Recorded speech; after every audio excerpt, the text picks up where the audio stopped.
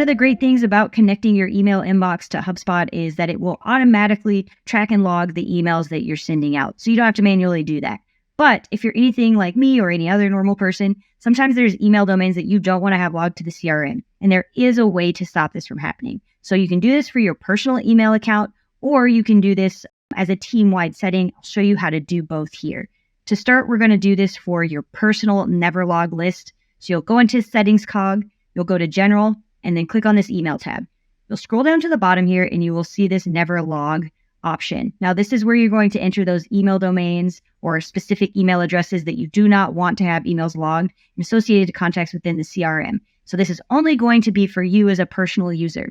But you can also do this if you're a super admin for all users inside the portal. But there is a different process of doing this. Here's what you're going to do. Stay inside of settings here and you're going to scroll down to objects. And then you're going to go to activities.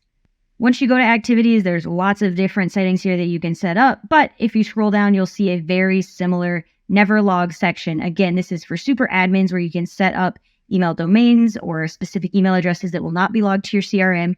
A lot of people have this concern when you talk about logging and tracking emails inside of the CRM. There is a way to contain this and make sure that things you don't want in there aren't showing up in there. This is how you do it. And let me know if you have any questions.